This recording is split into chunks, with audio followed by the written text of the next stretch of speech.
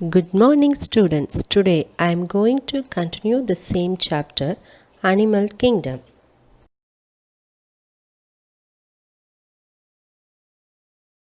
Now it's the time for recap.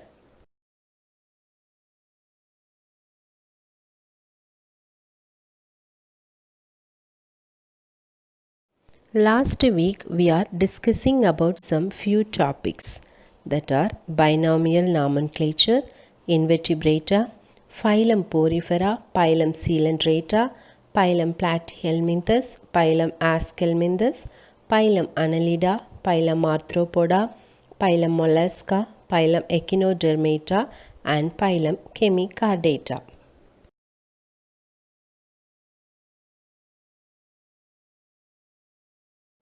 Now we are going to see the first chapter is Chordata.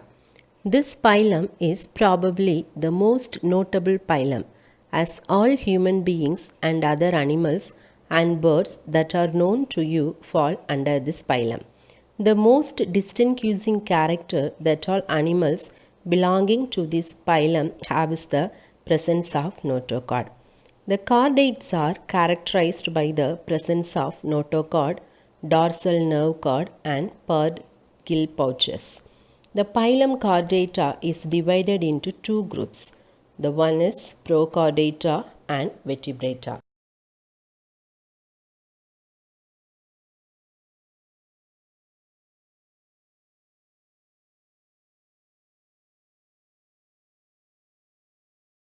The next is Prochordata.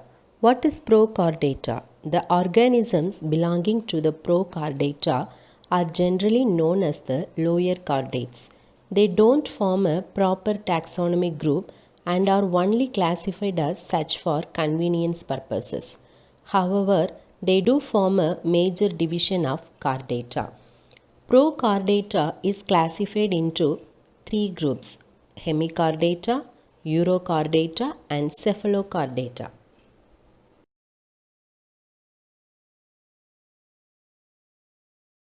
The next one is hemichordata. They are found in marine water. Some live solitarily and some stay in colonies. The body is cylindrical and segmented body. The body is divided into proboscis, collar, and trunk. They have a complete digestive system. They respire through gills or general body surface.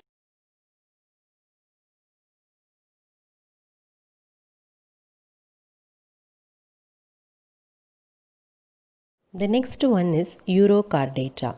They are found in the marine environment. The notochord appears in the larval stage in the tail of the larva and disappears in the adult. This is known as retrogressive metamorphosis. The respiration occurs through gills. They have an open circulatory system and the excretory organs are absent.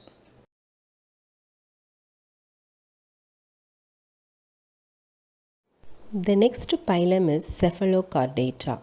They are marine and filter feeders. The notochords remain throughout life and extends up to the head region. The nerve cord and the tail also remain throughout the life. They respire through gills which open in the atrium.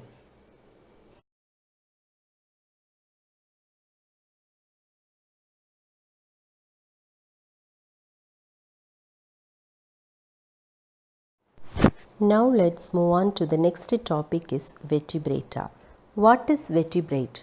This group is characterized the presence of vertebral column or backbone. Vertebrates are among the most recognizable organisms of the animal kingdom. More than 62,000 vertebrate species have been identified. The vertebrate species now living represent only a small portion of the vertebrates that have existed. Vertebrate, also called craniata. Any animal of the subphylum Vertebrata, the predominant subphylum of the phylum Chordata. They have backbones from which they derive their name.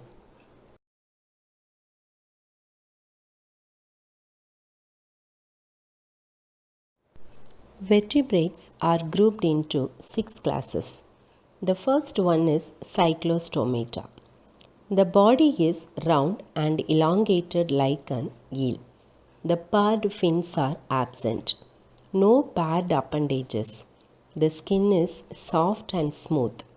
Then the spleen is absent. The notochord is present throughout their lives.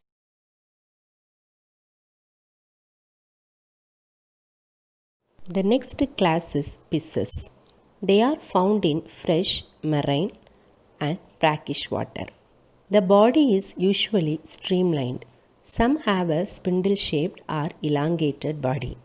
Their body is distributed into a head, trunk, and tail. They swim with the help of their tail.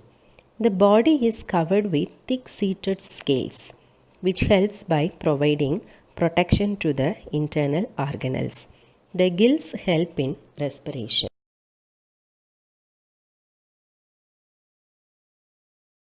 The next topic is types of fishes. There are two main types of fishes. The first one is cartilaginous fishes. The cartilaginous fishes with skeleton made of cartilages, for example, shark.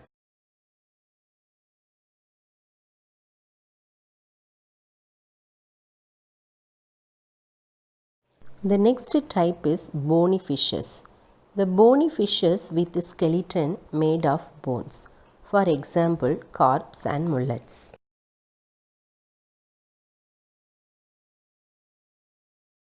The next class is amphibia.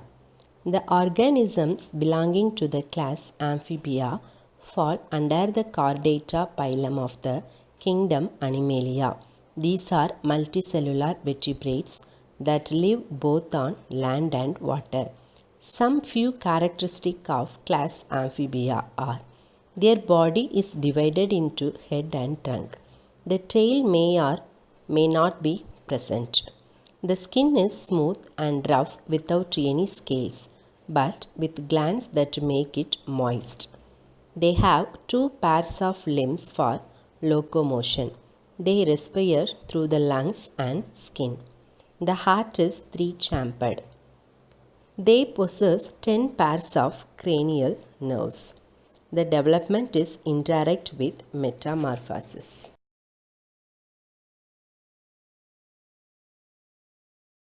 The next one is class Reptilia. These were the first class of organisms to adapt to life on land. They are believed to have evolved from the amphibians millions of years ago. Some few important characteristics of reptilia. These are creeping and burrowing terrestrial animals with scales on their body. They are cold-blooded animals found in most of the warmer regions of the world. Their skin is dry and rough without any glands. The body is divided into head, neck, trunk, and tail. The respiration takes place with the help of the lungs. The heart is three-chambered. However, crocodiles have a four-chambered heart. The nervous system comprises of 12 pairs of cranial nerves.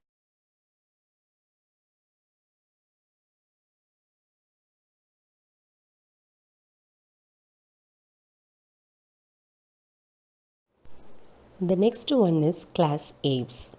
The aves belong to the phylum Chordata of the animal kingdom. It has about 9,000 species. Aves are adapted to fly. All the birds come in the class Aves. Some important characteristics of aves are: birds are warm-blooded animals. Their forelimbs are modified into wings. There are epidermal scales on their legs. Their spindle-shaped body minimizes resistance of the wind. The feathers help in preventing heat loss and reduce air friction by providing passage to the air. There is no skin gland except the oil gland.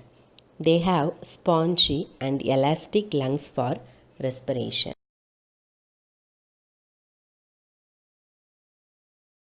The next topic is class Mammalia. Animals belonging to class Mammalia are referred to as mammals. Mammals are one of the most evolved species in the animal kingdom categorized under vertebrata. They exhibit advanced characteristics which set them apart from all other animals.